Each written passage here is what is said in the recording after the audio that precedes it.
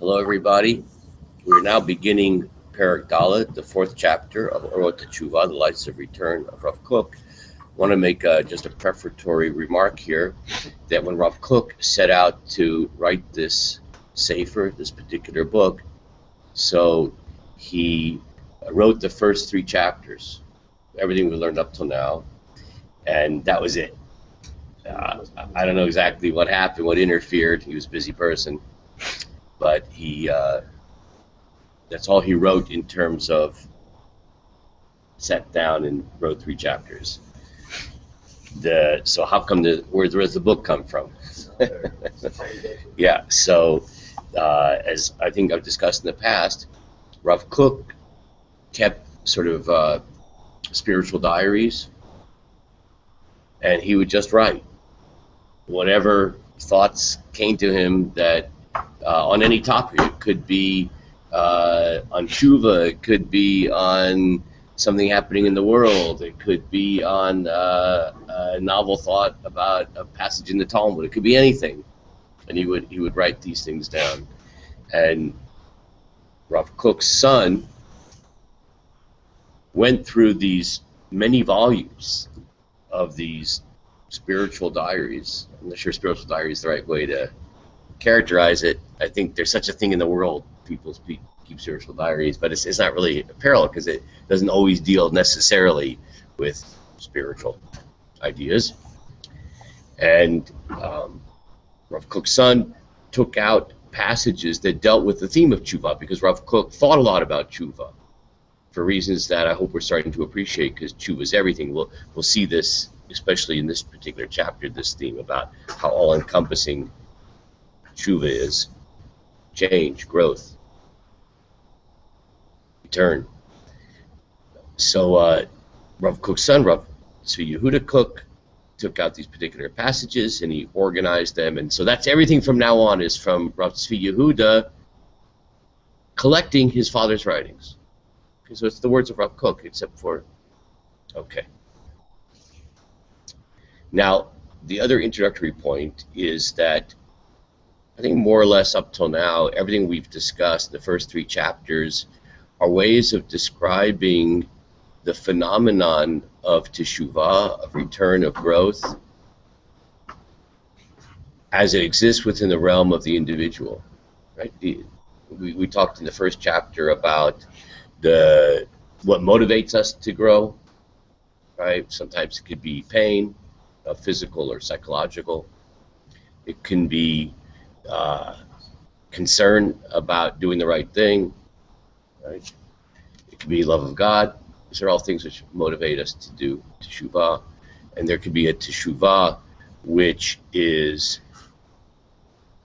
instantaneous. It's all of a sudden person changes. Or it can be something which is gradual.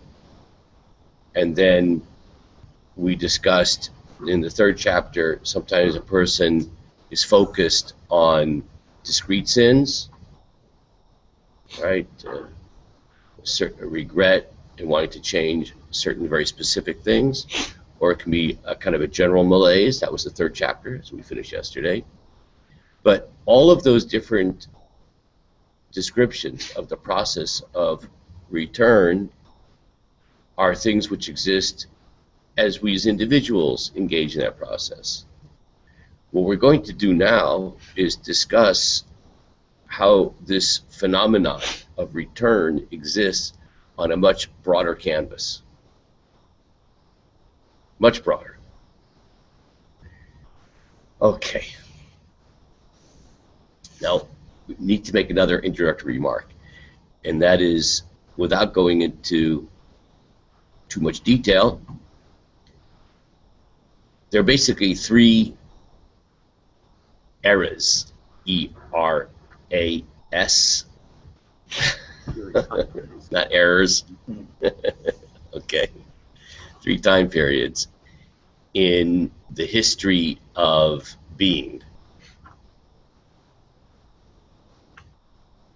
So the first one is the divine scheme. Kadosh Baruch Hu wants to create. the ideal, the divine ideal, let's call it, the divine ideal, stage 1. Stage 2 is the real. Pretty nasty. That's the Kabbalistic idea of Shirat HaKelim, the shattering of the vessels. Something went wrong. The world is in a fractured state. That's stage 2. Stage 3 is the return of everything to the divine ideal, the divine state of perfection. Those are the 3 basic stages of existence. Okay. I think we're in stage 2 plus. Okay. That's my optimistic, but I think real sense of things. Okay. Now, we're going to see that the normative conception of teshuvah is that teshuvah is something that in a more ideal state, it's a mitzvah we wouldn't prefer to do. It's kind of like going to the doctor. You know, going to the doctor is important, but only if you're sick. Right? So teshuvah too, it's to use halachic language. In halakha or in the Talmud, we have these terms of lechatchila and b'diavad, like they say in yeshiva, or b'diavad, before the fact and after the fact. Right? The ideal and the second best as a response to things got messed up. Right? We learned yesterday after davening in halakha, right, that we're supposed to, Hanukkah's coming. We're supposed to add in the paragraph of Al Hanisim, the paragraph that describes the miracles of Hanukkah. Add that into our prayers. Right? That's lechatchila, the ideal, before the fact. So what happens if you said your Shemona Esrei, the main prayer, and you didn't add in that paragraph? So that's b'diavad or b'diavad. After the fact, you don't have to go back and say it again. Okay? So tshuva is the same thing, that you sort of have the sense it's like a b'diavad mitzvah. It's like, I wish I didn't have to do it.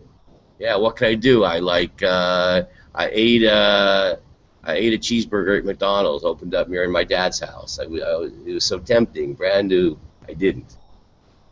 This is a fictitious example. Unfortunately, there's a tircha that continues with behavior that doesn't let up. It's not like you put it aside. I'll return to it. Yeah, the only point I'm trying to make here is that teshuvah is something that is a response to unfortunate situation. Right? Like if I had my druthers, I wouldn't do teshuvah. Right? Because I wouldn't have to, because I wouldn't have messed up. But as we're going to see, that's not true. Teshuvah is not, oh darn, I thought I could avoid doing that mitzvah. It's kind of like there's a mitzvah to divorce your wife, right? No, see the way I said it, right? There's a mitzvah of giving a get. It's how one gets divorced, right? So you can imagine somebody says, I want to observe every one of the 613 mitzvot. Sorry, honey. Oh. With one of the 613 mitzvot this is how one terminates a marriage. This is the procedure. That's not, you're right, you're not supposed to run after that mitzvah. So you might think of teshuvah as the same thing. It's like, you know, I want to observe all 613 mitzvot. I want to do teshuvah. That's not the way it works. Right? Teshuvah is not like an after-the-fact response to you messed up.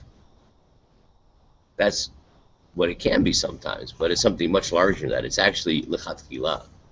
It's actually the ideal state of existence, as we'll see as we go on. Okay, and I just want to share with you one last introductory statement, and then we're going to dig into the chapter. Rav Aviner, Rav Shlomo Aviner, the Rosh Yeshiva of Yeshivat Ateret Kohanim in the Ir Atika, the old city in Yerushalayim. So he gives a beautiful interpretation. I don't know if it comes from him or from an earlier source of the first two verses in the Torah, which sort of describe these three stages of existence, that there's the divine ideal, there's the fractured real, and then there's the repair and return to the ideal, right? As we mentioned before. So the Torah, when it describes creation, so Bereshit bara Elokim et hashamayim v'et haaretz, in the beginning God created the heavens and the earth. And the Torah says, V'aretz hayta tohu vavohu v'choshcha pnei tehom, that the earth was tohu vavohu. How's that usually translated? Empty and void, whatever it is. Those are hard words. This is not the time to go into exactly what they mean. And darkness was on the face of the deep. So when we think of that image of darkness on the, tova vohu and darkness, does that feel warm and fuzzy, or does that feels cold? Zev says it doesn't feel like the idea. We usually associate kind of light with good and dark with bad, right? So the world is created, but it's created not in the ideal state, but in the state of choshech, of pnei tehom, this darkness. But then the Torah says, "Varuach Elokim merachefet al pnei hamayim," but the divine spirit is hovering over the face of the waters. That even though the world comes into being far from the ideal, it's choshech, darkness, but there's a divine spirit which is hovering and pushing in order to do what? In order to propel the world towards the rectified state, the third state. Okay, let's dig into the first chapter. Everybody ready? Shotfim heim zirmei hateshuva pratit v'klalit. The waves of teshuvah, of return, wash over all of existence, both on the pratit, the individual level, and the klalit, the collective level. Okay. So let's now back up. On those 6 words of Rav Kook, we need to already discuss. Remember we talked about that verse in the Torah, Ruach Elohim merachefet al pnei hamayim, that the Spirit of God is hovering over the deep. So, Ruach, spirit, what else does Ruach mean in Hebrew? Wind. So that might be a good image to keep in mind. It says that the Ruach Elohim, that this wind of God, let's say, okay, it's over the face of the water. When you think of the wind and the water, what's the wind doing to the water? It's creating waves. Beautiful, Zev. So there's this divine wind which is creating waves of rectification, waves of return, which is flowing through all of existence on the individual level and collective level. See, now we're emerging from what was really the focus of the first 3 chapters, which is tshuva as an individual experience. Right? I messed up something and I want to rectify it. According to this, tshuva also exists on the level of the klal. Klal is the opposite of, in Hebrew, prat. Prat, klal. So individual versus collective, general, cosmic. So teshuvah is a force, a divine wind, a divine wave, which is flowing through, impacting on the level of the individual, the nation, humanity, cosmos. Can I say something real quick? Yeah. If each individual, Speak real loud so they can hear you each in the individual- digital universe. It makes me think that if each individual does their own part to Teshuva, but they all do it collectively as a nation, then they're not going to be able to stop that wave. It's a tsunami. Ooh, gonna I bring- love that. That's going to bring A redemption. tsunami of teshuvah. That's It'll unstoppable. bring in redemption. I love that. Don't stop. That is a great image. Dimyonam kigalei shalhavot sha'al guf hashemesh. One can imagine these waves of teshuvah as waves of flame in the sun. Asher b'milchemet ad hemit partzim v'olim. That in the eternal, ongoing battle, they break forth and ascend. The image which comes to mind with these words of Rav Kook are these photographs I've seen of solar flares.